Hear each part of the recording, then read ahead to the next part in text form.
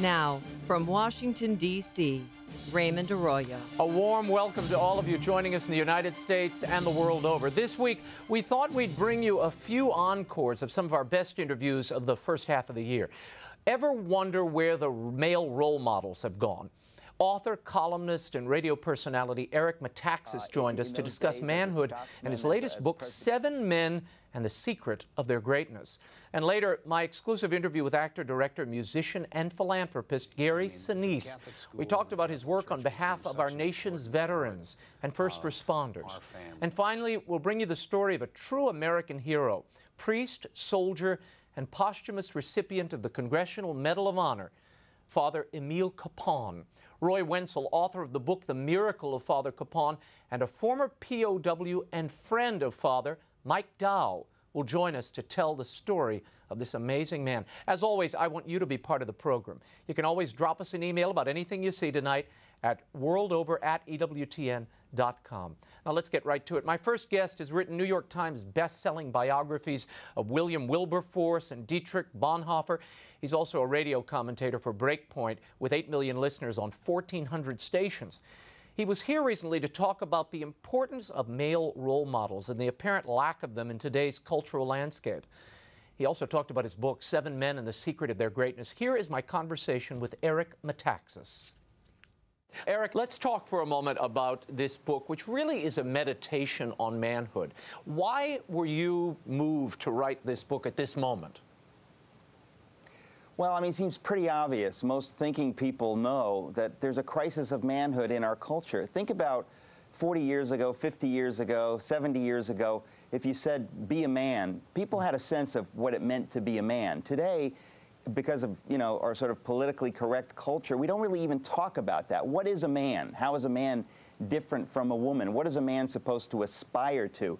And who are the role models we're putting out there? Who do you have in the culture, really, that is a heroic figure, a noble figure? We don't really even talk about nobility. We certainly don't talk about what it means to be a great man. We talk a lot about empowering women and that kind of stuff, but I think that young men especially are a little bit lost in terms of what's expected of them. And I said, this is wrong. We know it's wrong, but what can we do about it? And I think what we need to do at the very least is talk about it, begin talking about it. In my introduction in the book, I talk about how we got here.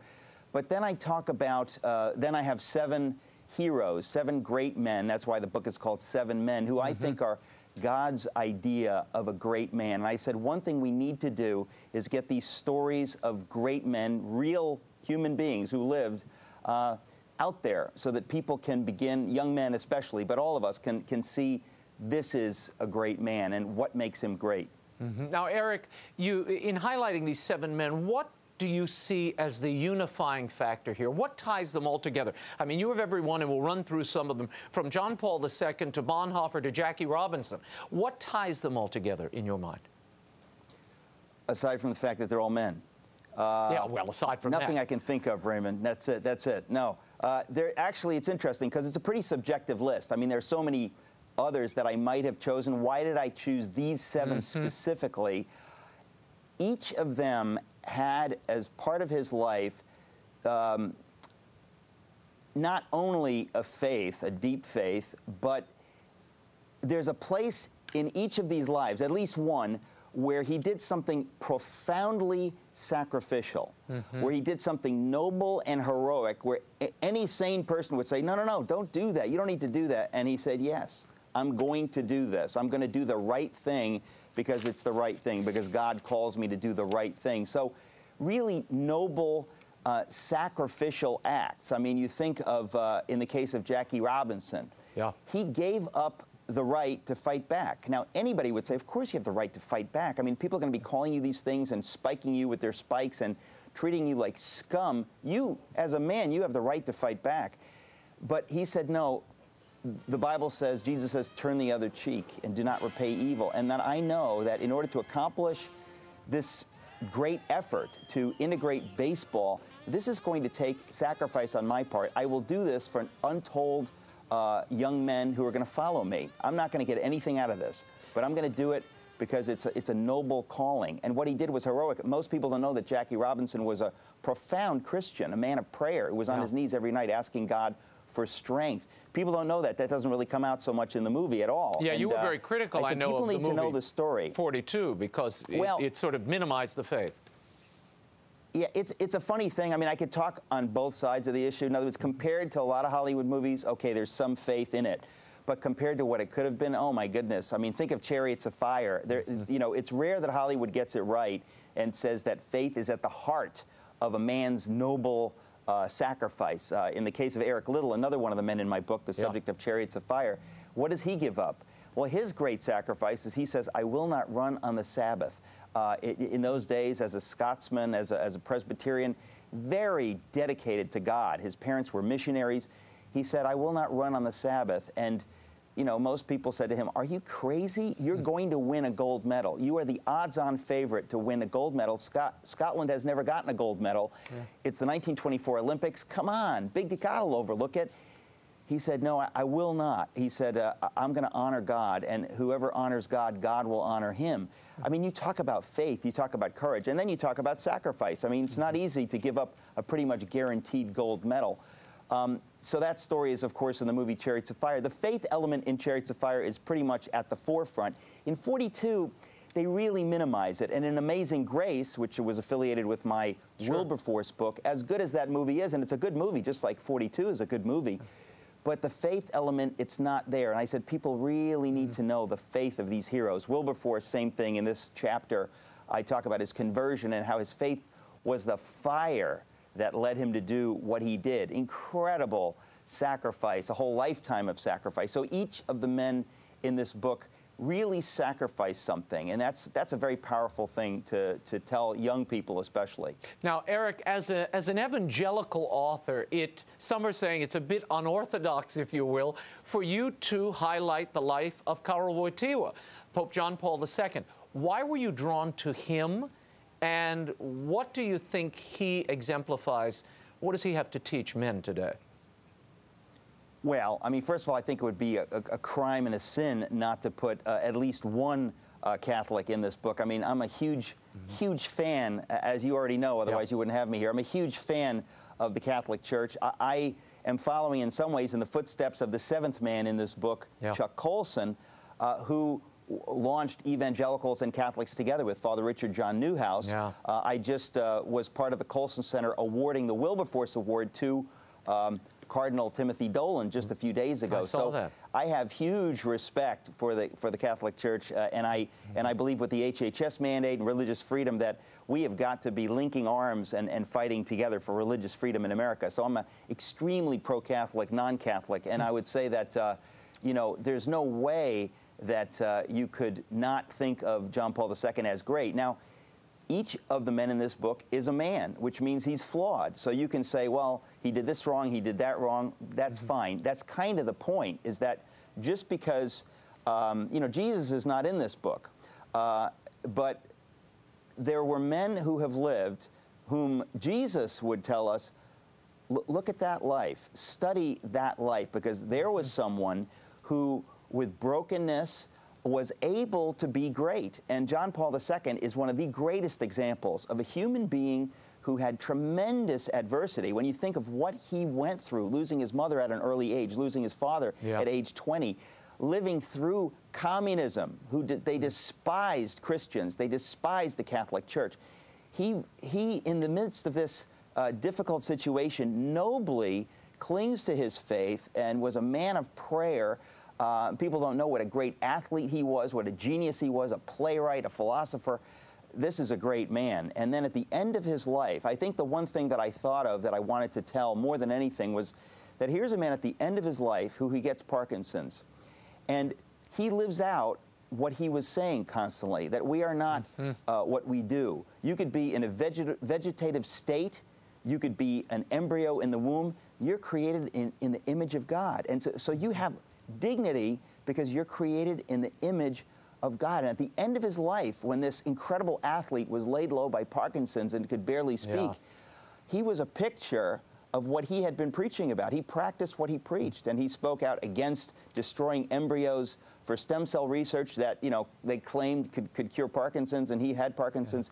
He lived his faith in a public way, in a powerful way, and I put it in here. Also, I put him in here at the very least to let any evangelicals or Protestants know that that we need to celebrate our Catholic brothers and sisters. There are very few evangelicals in this day who are prejudiced in the way that they might have been 20 or 30 or 50 years ago. But in case there are any, I want them to know that I disagree with them. Well, Eric, I want to share, there's a little quote that you mention in the book from Billy Graham, where he writes, "I'm not a Roman Catholic. I certainly share some of the Protestant reservations about some aspects of Catholic doctrine. Yet in my view, John Paul II, in his profound spiritual depth, is the greatest single Christian leader of the 20th century." Why do you think there are so few Christian leaders of any major stature today? Well, my goodness, that's so hard. That's a big question. We'll have to talk about that when I'm in Washington with you. There's a lot to talk about. I don't know. I think in part, Raymond, that it gets to the point of this book. We need heroes, and we need to have examples, because courage is contagious. Faith is contagious.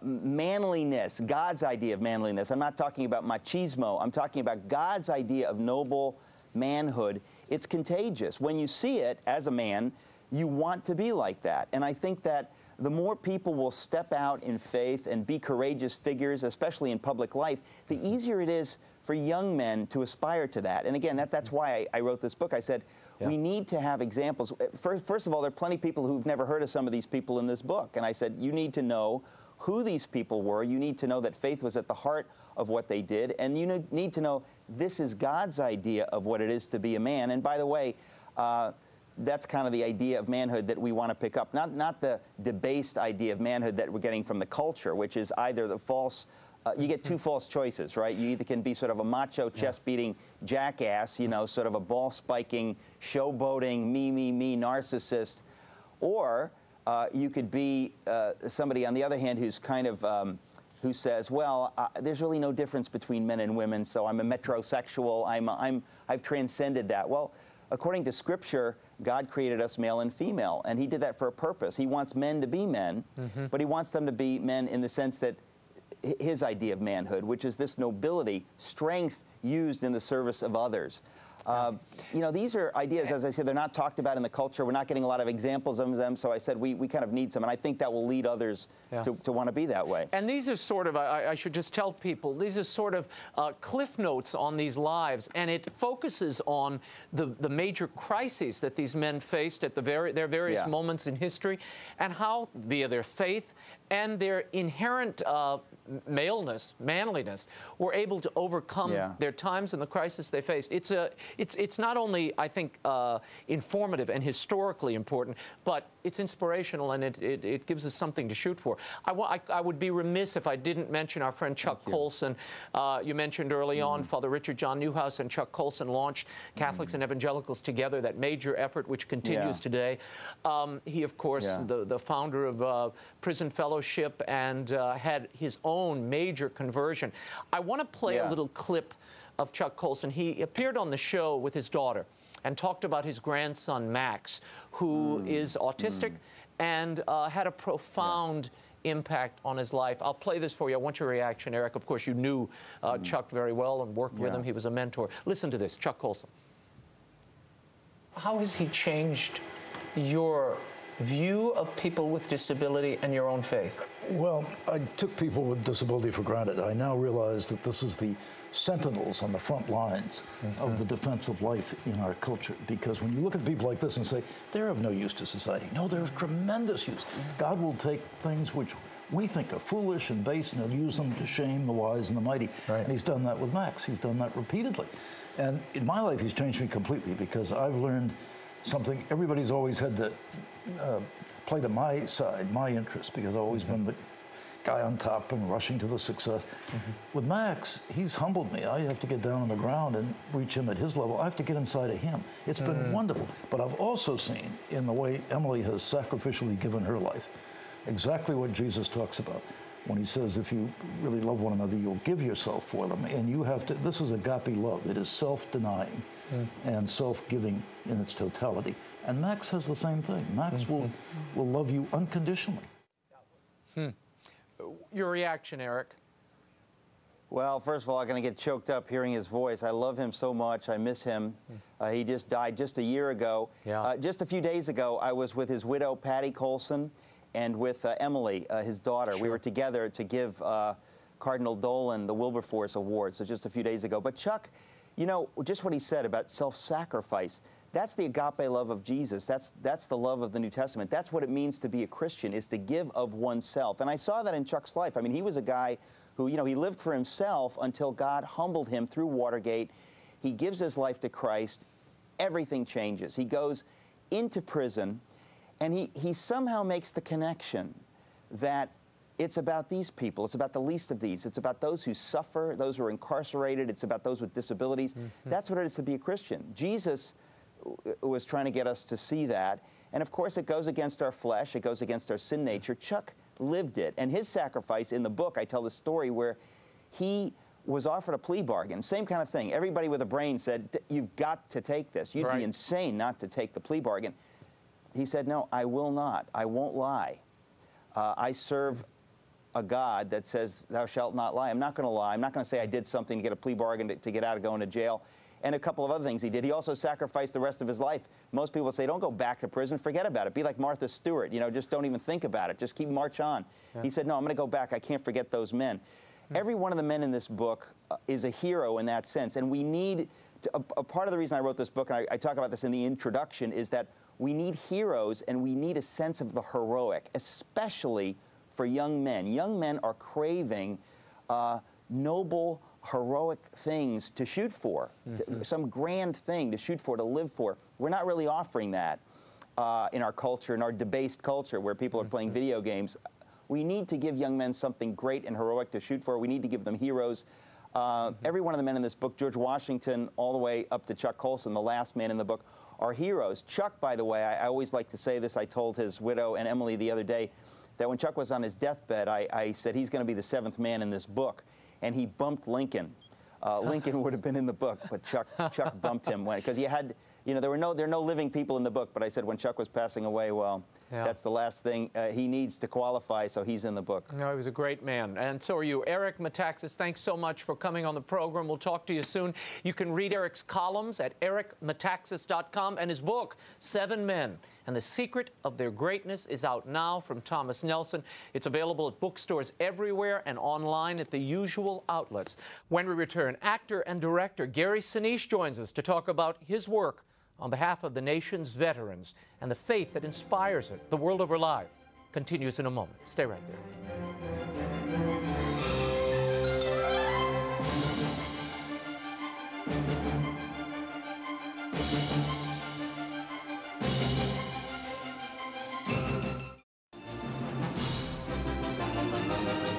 Now, once again, Raymond Arroyo. Welcome back to The World Over Live. My next guest is an Oscar nominee for his role as Lieutenant Dan in Forrest Gump and an Emmy winner. He's also a family man, the leader of a rock and roll band, founder of an organization working on behalf of the nation's fighting men and women. Here's my interview with actor, director, and philanthropist Gary Sinise. Take a look. Gary, great to have you here. Thanks so much for having me. Let's talk for a moment about CSI, and then I want to move into other things that you really your life's work beyond acting and theater. Tell me about, this is the 9th season of this show. Yeah. And you're playing Detective Mac Taylor. I know you recovered from a shooting incident last season, right? My son religiously watches this program. Fantastic. And I want to talk for a moment, first of all, how do you keep it fresh after 9 years, Gary? I'll tell you, it hasn't been hard. We have such a nice working environment. There's so many wonderful people in the cast and on the crew. that it's very easy to come to work. Plus, our writers keep handing us these scripts that are interesting and fun to play, and the characters have evolved over the years, and different characters are going in different directions and doing different things. That I never thought I'd, be on a show for 9 years, let alone be happy to be on a show for 9 years, to be that long playing the same character. Now, tell me, part of the appeal of the show, if you talk to people, they love the intricacies of unraveling these crimes, but there is that sense of justice being done at the end of each episode. Are you aware of that as you look at the scripts each week, as you play this? Yes, I mean, rarely do we miss getting the bad guy. We're always going to get the bad guy. You always bag the guy at the end. Yeah, but it's a genre. It's murder mystery, and it goes back. It's Sherlock Holmes. It's Murder, She Wrote. Yeah. I mean, it's all those things. Yeah. And people, when I first started doing the show, and there were already 2 CSIs out there, CSI Vegas and Miami. And I remember sitting with Jerry Bruckheimer, who's our one of our bosses there, and saying, "Do you think there's room for another CSI?" And he said, "Look at the New York Times bestseller list and see how many mystery or suspense or murder stories there are on that list.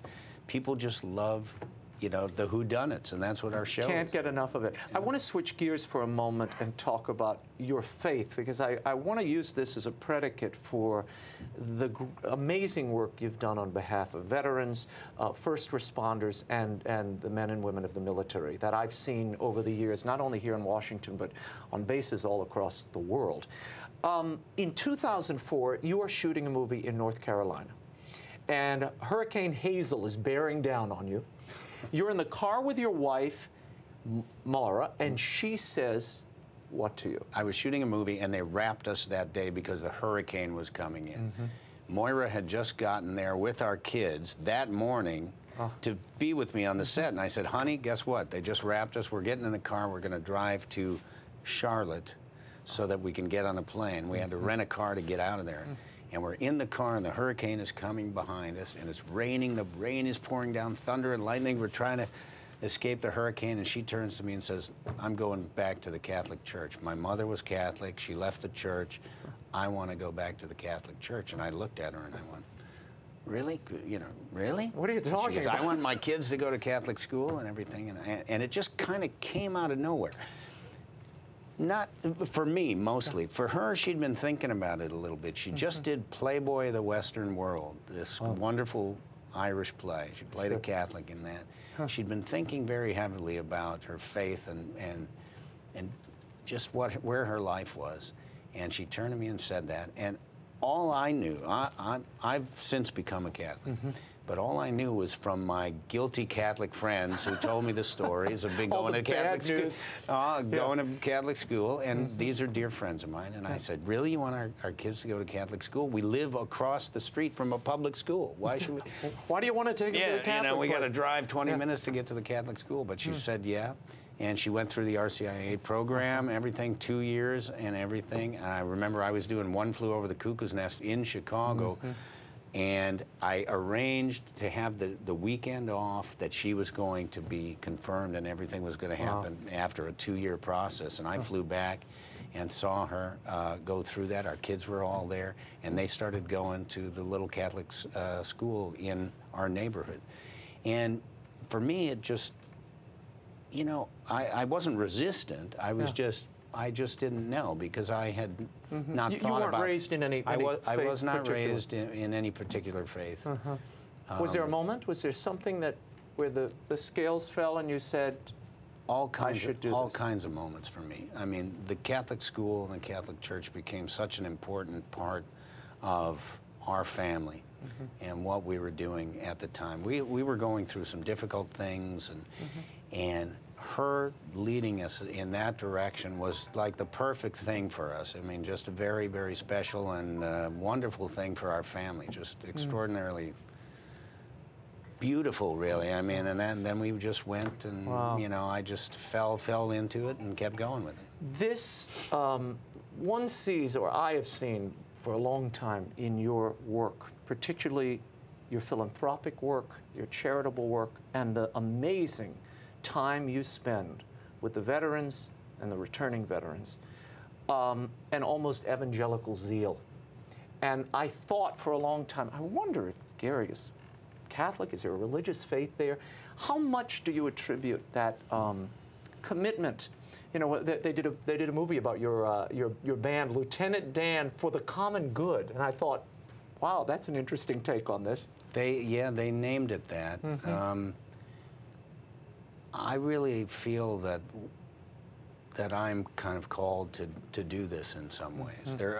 You know, for several reasons. I mean, I have veterans in my family, on both my side of the family and my wife's side of the family. Her two brothers were Vietnam veterans.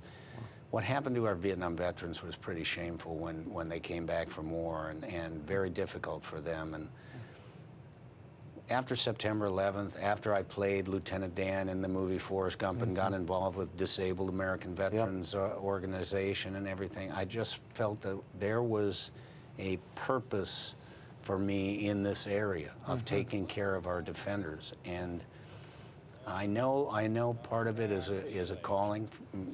It's God saying you have certain tools and certain skills of communication and whatnot, and you can carry the message of what our defenders are going through to America, which if you don't have a personal relationship with somebody who's serving, you don't have a family member or a good friend or something like that, some people just don't understand the military and what they go through. It was fascinating to me because I assumed it was the Lieutenant Dan experience, and in my memory somehow it was, you know, that's when I remember Gary Sinise sort of bonding with the veterans and our warriors. It actually predates that from the Steppenwolf time. Now, you are a founding member of the Steppenwolf Theater Company, which, for those of you who don't know, Steppenwolf has really become one of the landmark theater companies in the country. You're a founding member, founded it in the basement of a Catholic school church school. What was it at that time? There was a play you were working on that first sort of awakened you to this experience. Well, as I said, there are Vietnam veterans on my wife's side of the family, her two brothers. And it so happens that, you know, in the late 70s when I got together with my wife and started meeting her family and getting to know her brothers, they were kind of educating me as a young guy a little bit about the Vietnam experience and what they had gone through. One was a helicopter pilot. He got out of the service. The other one stayed in the service and was a lieutenant colonel. And I actually named my son and my character in CSI after him. His name was Boyd McKenna Harris, and everyone called him Mac. Wow. And I know that and the theater work that I did on behalf of our Vietnam veterans had a lot to do with my just beginning to be involved with veterans' causes and issues. Every year we try to be here at the Memorial Day concert that you and Joe Mantegna host, and you're part of the parade on Memorial Day. I mean, it's really a full-time commitment for you and such a great service, not only to, I think, the men and women you're honoring, but to the nation who get to look in and watch this. Tell me about the Gary Sinise Foundation and what you hope to achieve with that work. We're doing a lot of different things. As a matter of fact, just yesterday I was in Tampa in the morning, and we announced a series of concerts that I'm going to play this year. I did a series of concerts last year to raise money and awareness for very, very severely wounded warriors. These are quadruple and triple amputees, very severe burns. I mean, difficult injuries, and they're going to have life challenges for the rest of their lives. You know, if you have no arms and legs, obviously you've got challenges even in your living space. So we want to create the living spaces, the homes for them that are going to make their lives more independent, where they know that they, at home at least, they can function, they can live a normal life, they can, the house is adapted to their needs. So I go into these communities all around. My foundation, Gary Sinise Foundation, is partnered with another foundation, the Stephen Siller Tunnel to Towers Foundation, and we created a program called Building for America's Bravest, and yesterday we kind of launched the 2013 series of concerts that I'm going to play to raise money and awareness to build these various homes. 12 houses this year all around the country for these very, very severely wounded warriors. You're also partnering with GE on a works program. Tell us about that. Get Skills to Work. It's a what GE wants to do over the next while is create a training program for 100,000 veterans where they bring them into the manufacturing field and teach them, get skills to work. You know, they figure, and this is very, very true, people in the military, coming out of the military, are highly qualified, highly skilled. They learn discipline. They learn all kinds of different skills. And they're trained to be leaders. And they're trained to be leaders, and they understand organization and all kinds of things. It's a great resource for manufacturers. So GE created this program called Get Skills to Work, and I'm partnering up with them, and what they want to do is around the country provide these training schools for veterans to come in and learn manufacturing skills. As I looked at the work of the foundation, the thing that impressed me most, it's not just one thing you're doing for vets. It's a host of, I mean, it's housing, it's education, it's inspiration and entertainment. You've visited, what is it, 40 to 50 concerts a year for the USO. More than 250,000 troops and families entertained by your Lieutenant Dan Band. Where did the band come from? Well, I used to play as a kid. I played in high school and played music from the time I was in 4th grade. But this has a theater connection, too. Yeah, in a way. Wasn't it the composer who was working on Streetcar Named Desire or something? Well, in that way, yes. The co-founder of the band, who's no longer with the band now, but we became friends. His name's Kimo Williams. He's a local Chicago composer and professor at Columbia University. He was hired to write the music for one of our plays, A Streetcar Named Desire, that I happened to be acting in. We became friends. He invited me over to his house to jam. We just started playing together. And then when I started doing USO tours, I would go out and shake hands and take pictures and everything. And then finally, after I did about 6 of those tours, I asked him if I could take some musicians with me on a tour so we could perform for the troops. And that began the Lieutenant Dan Band. And wherever I was going, they were calling me Lieutenant Dan, so I just named the band after the character. Do you accept the accolade that Alan West bequeathed to you? He said you are the Bob Hope of your generation. Well, you know, Bob Hope certainly laid a lot of groundwork there. He covered a lot of miles over a long, long period of time and was very dedicated for a number of years to our troops. And this is what I've done, and I can't really compare myself to him or anything like that. What I can say is that I'm very dedicated to making sure that our men and women know they're appreciated, that this small, tiny percentage of Americans that go out and defend all the rest of us know that we have a grateful nation and that we're never going to let what happened to our Vietnam veterans when they came home from war happen again to our defenders. One of the things that I learned just this last year at the Memorial Day concert, talking to some of the vets there who were just at the rehearsal, is the severe effect of post-traumatic stress disorder on our returning vets now. How severe is this condition, and is your foundation doing anything to help alleviate? We have a very, very serious problem we have asked so much of our men and women over a 10, 11, 12-year period. Repeated deployments. And if you are constantly in the war zone over and over again, leaving your children, your family 5, 6 times over a period of time, going into the battle zone again, there's going to be some residual effects, and unfortunately it's manifesting itself in a big problem with suicide. We are losing a lot of our warriors who for various reasons decide that taking their own life is their best option. That's a real tragedy, and we're going to face those problems for many years to come because we've asked so much of this military over this period of time. So I'm involved with a program called De-Stress, and there are so many other counseling programs out there that are very good. I just met the founder of Give an Hour, which is a very, very good program where they provide free counseling anywhere, anytime, to any veteran who might be going through something. De-Stress is a program that really is focusing on Marines to try to prevent them from doing any harm to themselves and giving them an avenue to kind of unload some of the things that they're thinking about. Yeah. We have to take this problem very seriously. I know the VA and the military, the DOD is taking it seriously, but it's going to be an ongoing problem because men and women are, you know, going into battle is not something that we're made for, really. You know, no matter how much we train. If you're in the war zone over and over and over, and you're seeing your friends get hurt and killed over and over, there's going to be some residual effect, and you have to deal with it. And you have to talk about it to your families, and you have to express yourself to people that can help.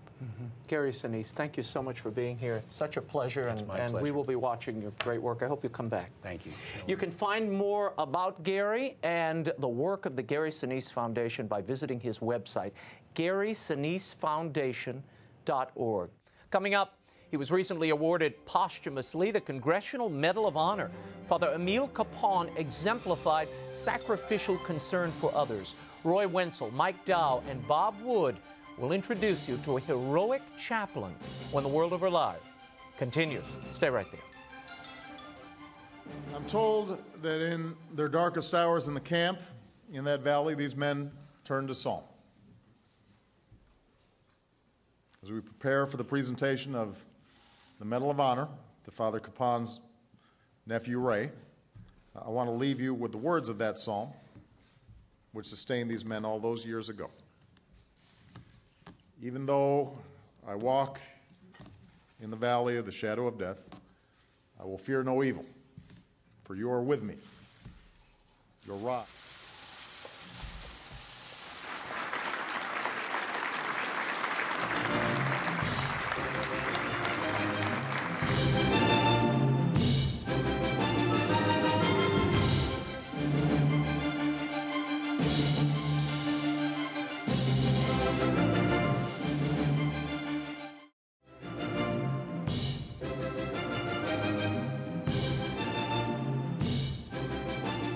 This is an amazing story. Father Capon has been called a shepherd in combat boots. His fellow soldiers who felt his grace and his mercy called him a saint, a blessing from God. Today we bestow another title on him, recipient of our nation's highest military decoration, the Medal of Honor. Welcome back to The World Over Live. Father Emil Capon was a humble priest, a soldier, and an army chaplain in World War II and Korea. He was also a posthumous recipient of the Congressional Medal of Honor. Father Capon died as a prisoner of war in North Korea, and for the past 60 years, his story has been told and retold by the men who suffered along with him in that POW camp. He was declared a servant of God by the Vatican in 1993. I was joined recently by three men who are intimately involved in Father Capon's story. Mike Dow and Bob Wood are Korean vets and two of the very few remaining POWs who served with, knew, and befriended Father Capon. Roy Wenzel is a reporter for the Wichita Eagle and the author of the new book, The Miracle of Father Capon. Here's our interview. Bob and Mike, I want to start with you all. You really kept this story alive for so long. This has been a 60-year journey, and I know, Mike, you drafted the first piece for the Saturday Evening Post in, what, 1954? That was right. About Father? 54. Why did it take this long? I know a number of congressmen wanted to get this Medal of Honor to Father Capon. They were all smacked down. Why now? Well, when I came back, I happened to be put in the hospital with General Dean, and was trying to put together the write-ups that were lost in the war, and one of them we wrote up Father Capon, recommendation for CMH. But at that time, they didn't know whether it was, and still don't know, I don't think, whether it was regulation or policy, but they didn't want to make any awards for actions that were conducted in prison camp as opposed to the battlefield. But Bob, he certainly had a record on the battlefield. There was that great story of him running out into open fire to collect the wounded, yes? Oh, he was extremely brave under fire. I remember the first time I was ever under fire, it was with Father Capon, and they'd asked for renewed ammunition at a position near us. So I'm carrying the ammunition, And all of a sudden, here's Father Capon, loaded with bandoliers, etc. I said, well, what are you doing, Father? He says, I'm going with you, son. So we started up the hill, and Father Capon's got a pipe in his mouth, clutched in his mouth. We got fired on, and we both took, the only cover we had was a ditch alongside of the trail. And I looked back, and Father Capon only has the stem in his pipe. It had been shot out. Oh, my gosh. So I said, you want to go on, Father? And he said, go on, son, go on. And that was his typical behavior. All through this time, he lost a Jeep to mine, and he got a bicycle. And so he's riding by himself out there and all this. To minister to the troops and whenever he'd hear firing, he'd head with the bicycle towards the firing. And we'd see him riding through with this rickety old bicycle. We'd say, there goes Father Capon to the sound of the guns.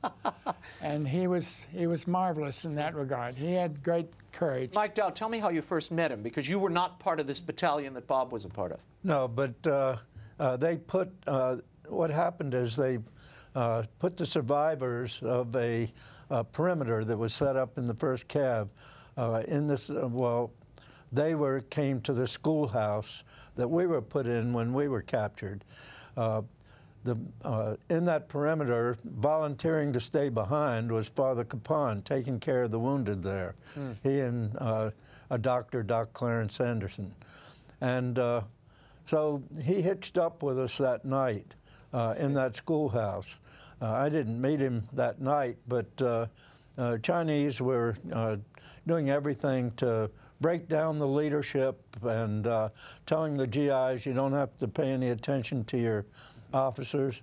And so really leadership then became a matter of example, and it was a genuine test of leadership. There was this one guy, I didn't realize who he was till a few days later, who really kept pushing the people to carry their wounded. If they didn't carry them, they dropped back behind. A Chinaman would drop back, and you'd hear a shot, and that person would never be seen again. So it was really critical to keep them going. Well, this person that was pushing and leading by example turned out later to be Father Capon. And it was later on when I was carrying a stretcher. I was on the front end and just wondering who was on the back, and I said, I'm Mike Dow, who are you? He said, I'm Capon. And I said, oh, Father, I've heard of you. He said, well, don't tell my bishop. Keep it to yourself. I want to play this bite, and then I want you, Rob, to respond to this. This is Herb Miller. He also is a POW vet. He was one of the men that Father Capon carried in this march as they went up to North Korea to this prison camp. Give a listen. One of them come up. He stood over me with a gun pointed between my eyes. He's going to shoot me. About that time, this soldier come across the road, American, kind of tall and slender. I didn't know who he was. He come over there. He pushed that guy aside and pushed his rifle aside. And why that man never shot him, I'll never know. I think the Lord sent him over there to pick me up to keep from getting shot. I've seen a lot of people in my time. I've been on both sides of the world and everything. I never seen anybody like him. You can't find anybody like him. They evidently don't make them anymore. Roy Wenzel, I'm sure you've heard stories like that a lot in doing this book, working on this book. Well, I heard, I interviewed Herb, I interviewed these two guys. It's a pretty amazing story, and in the beginning, it's really hard to believe, because one of the first things I heard was that, well, we need to do this story about this guy who saved hundreds of lives, and how is that even possible? Hundreds. So you have to be a skeptic, you have to evaluate this, and you don't want to fall for a fishtail.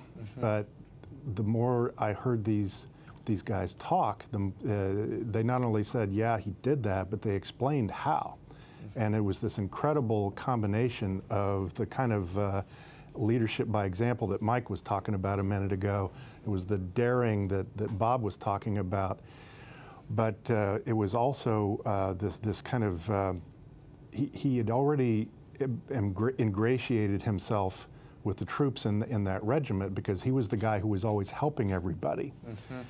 And then when everything was breaking down and they're being dragged off to prison, and the guys would follow him where they were getting tired of doing what their officers were saying. They were cold and hungry, but this was the guy that they had seen racing around with bullets flying at him, saving people. So the other thing that was just this incredible, he was a farm kid, he was very good with his hands, and in the prison camp that became very critical, as Mike can tell you, because he could make cooking pots out of shredded tin. Mike told us a great story about the water buckets were leaky. Yeah. He melted down some old rubber and made a patch. Now, Mike, they used to call him the good thief in the camp. Why? Well, you know, we had these ration runs, and you had millet and cracked corn to live on, and very limited rations. Not enough to really keep people alive, particularly with our kind of digestion capability of these kind of things. So he would attach on to ration runs, and we'd create a little disturbance. He'd sneak in the back, steal a bag of this cracked corn or millet, and then he would use that to distribute to wounded and other people. So we began to call him the Great Thief because he would steal the rations, and he would teach people to share them rather than to just hoard them for themselves. Well, as Roy alluded to, he became really a leader in the camp. I was stunned to read in your book he would get Catholic and Protestant guys to recite the Rosary. How did that happen? Well, in the evening, he'd come around to each one of the houses that were filled with the prisoners, and even though he had a very bad leg and was walking with a crutch, he'd kneel down outside, and here Catholic, Jews, and Protestants were out there saying the Rosary with Father Capon. I'm not Catholic, and I learned the Rosary because he was a moral leader to our whole existence. He was the great hope, white hope of our community. Yeah. He was always trying to raise our morale, tell us the war would be over eventually. In 1951, you get word in the camp that he is on his way to what they called the hospital, which was really, you all knew to be the last stop. First, in our last 2 minutes, tell me your reaction, Mike, and then Bob, I know you carried him up to the hospital. We'll talk about that. One of 6. Go ahead, Mike. Yeah, it was pretty bad because he had begun to recover, and they were afraid of him recovering is what the problem was, because he represented a spirit that they didn't know how to cope with, one that they were completely afraid of, we'd learned, because they'd turned him back unharmed when they'd taken him away. And so when they came that time with bayonets and forced the POWs around him to let him go, and Father even said, don't put up resistance. Because you did. You and some a lot others. of them put up resistance. And he just said, well, don't on my account. I'm going where I always wanted to go, and when I get there, I'll be saying a prayer for all of you. Bob, what was running through your mind as you carried him up to this hospital? I guess they recruited you to do that. Well, it's just terrible sadness out of losing this best of us, but also wondering in my mind, my God, if they're taking this man, what do we have in store for us? So a certain amount of self-interest was involved. Yeah. But what really touched me was he's blessing the Chinese. Now they're taking him to his death. Wow. And he's, forgive them, O Lord, for they know not what they do. And that really got me in tears. Roy, what is his lasting legacy? And he's on his way to sainthood. Well, most of the guys that I talked with are Protestant or something else. They're not Catholic, and yet they all came out of that camp telling people and telling me, look, he took care of us. And so a lot of the guys who have really tried hard to tell this story are not Catholic, they're Protestant, but they were so overawed by this man that they wanted to tell the story. Mm-hmm. Well, thank you for your work. And gentlemen, I want to thank both of you for your service, particularly with this renewed interest in Korea. You all were so brave under terrible circumstances, and thank you for keeping the story alive. Right. God bless you all. The Miracle of Father Capon by Roy Wenzel is available from the EWTN Religious Catalog and at bookstores everywhere from Ignatius Press. That is all the time we have. The show continues on Facebook and Twitter. Go to RaymondArroyo.com. The Twitter and Facebook pages are linked on the left-hand side of the site. And sign up for my weekly e-blasts on the website. I keep you updated on the latest news as it breaks. And we always like to have that happen, right? In the meantime, we'll be scouting the world over for all that is seen and unseen. On behalf of the staff and crew of EWTN News, I'm Raymond Arroyo. We'll see you next time. Bye